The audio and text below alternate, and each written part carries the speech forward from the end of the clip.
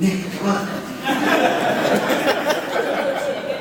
No, I've seen it. So that's not the first time You guys are killing me right now. Liar. Where he says. You're killing me right now. So, Panel's over. So ACO is back, joined the Doom Patrol and the Justice League. Not to mention that, but also Milkman Man and other homogenized versions of DC Comics characters, which you will see coming forward in the other books. We're doing stuff. It's the first time we've had Space Christ in the book, which is very exciting. And as I was, they're like seconds ahead of me there. So also just amazing artists joining us on the other books. Mother Panic and Batman, Jody writing there, Ty Templeton, which is huge for me as someone who collected DC Who's Who back in the day. Shade, Cecil, we are going to Bilfo, Kate Carson, Swansea, Rebecca Foss, Doom Patrol, Jay Lay, and by TBD, my favorite artist. It's weird, like, these specials are just like, every time the scripts come in, we read them, and they're some of the wildest and most creative things that have happened in DC Comics. We're finding new rules to break, but that's the way that that you're pushing the limits every time you get a script in. And exactly. And the cool thing about these is, yes, Gerard and I writing the bookends, and we sort of talk about the themes of these characters. What's the job of that? We step back and let these people go in the direction they want, and tell these stories that are so evocative of who these characters are. Especially, I could not be more excited, especially about these middle chapters, because everyone has something so cool to say about these characters. What Cecil has done with Shade and Wonder Woman, I think is just so fantastic. Working with America, it's a story that, when we pitched it to them, honestly, we couldn't think of someone else who could tell it. We said, I'm not sure about that. And we said, this is what we're thinking for Wonder Woman, and it just immediately inspired this story that is not just about where she is now, but where she's been for the past 70+ years, and what she means to comics and women in general. It's so fantastic. And in the same way, Jody has just done amazing work, sort of flipping Batman on its head, and at the same time making a strong statement about, again, where he stands and what he means. It's just so fun to be putting this together. You will see things about the Young Animal universe that you did not know before. You will see gods that you didn't know existed in the DC universe. You will see Lobo with his mustache shaved off. Breaking new ground. Yes. And it's just going to be a very much art-focused and exciting event. I texted Gerard to tell me what Milk Wars was in one sentence, and he said it was Milk Wars in one sentence.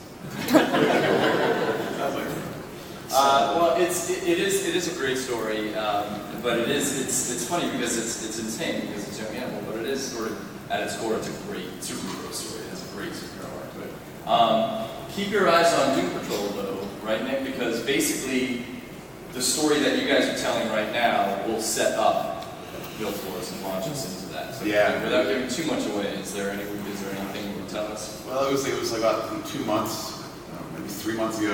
Me and Gerard barked on shelves in his studio for 3 days and plan out this crazy thing that's going to be coming down the pike right now.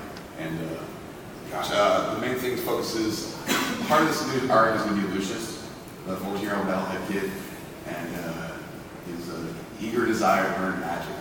But that's the crazy thing with Doom Patrol. We have 12 active characters in that story, and they all have cool shit to do. And it's going to be, it's a lot to keep track of, but it's fun.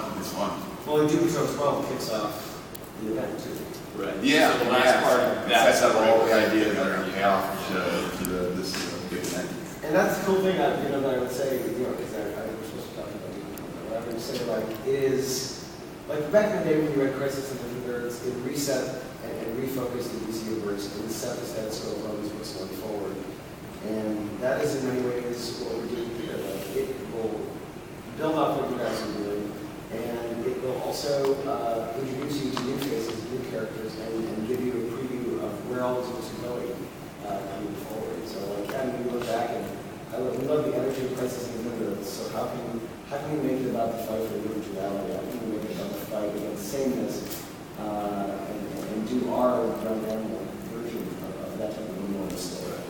Yeah, that is, and that's the great thing about the story too, is that after you guys do tell this great story, it does set up all new status quo for for Young Animal books, spinning out of that. I can't talk about it yet, but just keep your eyes on it because it has major impact on all the characters. This weekend has been so hard. Like, you can't talk about anything without spoiling everything. I know. There's so many. Every issue coming out has crazy surprises. Well, they just have to read. I know.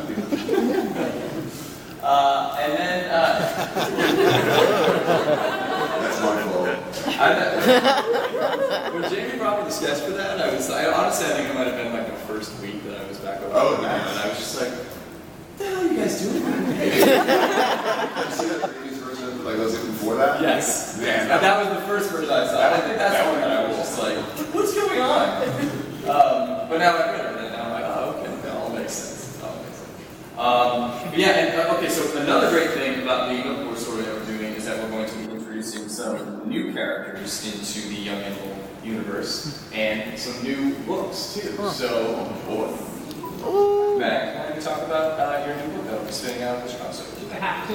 Yes! That's why you're here! I can make up stuff. I can curse though because it's no name. You can do that. Okay. So, Turning Girl is basically the question: what if you're an immortal who wants to die? What do you do? And then someone shows up and says, "Hey, how about we destroy the universe?" And then you go, "Yeah, that's a pretty good idea. That would work." So it's really light, fun. Yeah, it's super light. It's just like Sitcom friends. Yeah, just hanging out. It's just full house. Yeah. We got a little baby and like the rock star uncle. Yeah, so the main character there is Carolyn Sharp, and she's an ex-superhero. She's a member of this group called Alpha 13, who lost her powers, or lost her ability to control her shape-shifting powers after her final fight with her arch nemesis, Madam Adam. That's ATOM for press. It's not like Adam, like Andy. And so she got forcibly retired. And has just been like really suicidally depressed. But because of the nature of her powers, because she's like basically like a conscious intrinsic field, and she doesn't really have a body per se. What was I just saying? Conscious fields, and she doesn't have a body. Yeah, that was it. But yeah, so she. So these are some of the early designs of the character too. You're working with Sunny Lou. on Yeah, this. so she loses control of her powers, and she can't die because she's not even really technically a person. She's not like a physical being.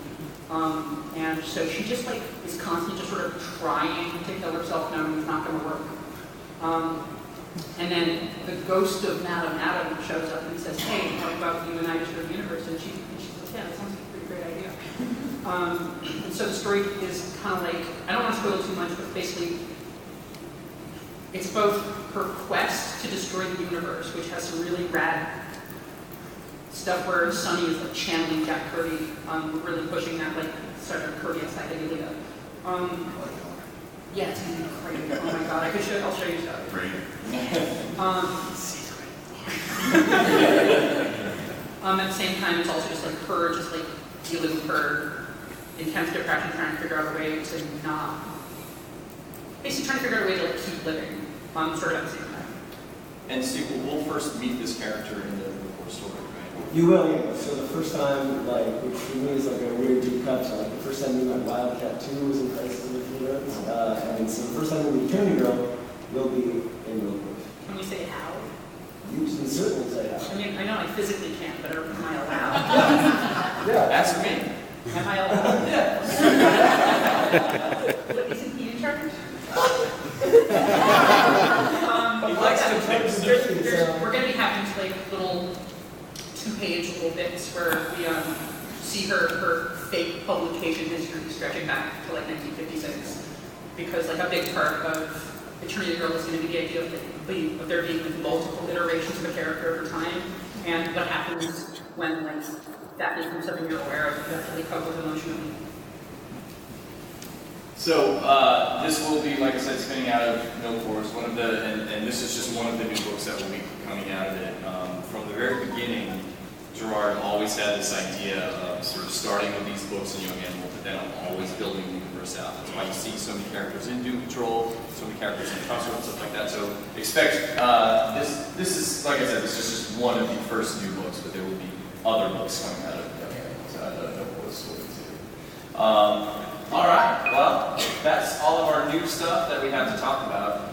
One of the things I also wanted to say to you guys is next year is the 25th anniversary of Vertigo. Woo!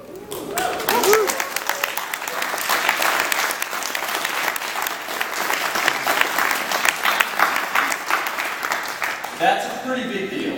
And so to celebrate, not only are we doing great new books like this, but we're going to be launching a lot of new books next year that we're already working on. That I'm sorry, I can't talk about them yet, but trust me when I say that Vertigo is going to be a very exciting place to be next year. And to celebrate the 25 years of Vertigo, what we're doing, in addition to all the new books and all the new stuff we're announcing, we're also going to be doing a great big hardcover Vertigo 25th anniversary special that'll be out in July of next year.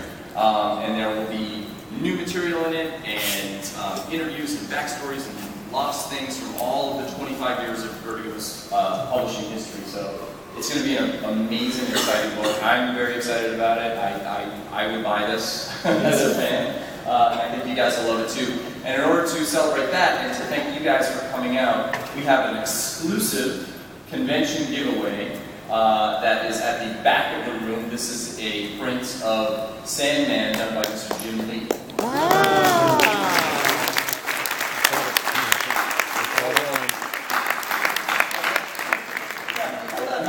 That's amazing. Look at that. Wow. So yeah, that is just a taste of what's to come with this 25th anniversary special and all kinds of other new stuff that we have planned spinning out of Vertigo next year. So thank you guys for coming out. Thank you for reading Vertigo books.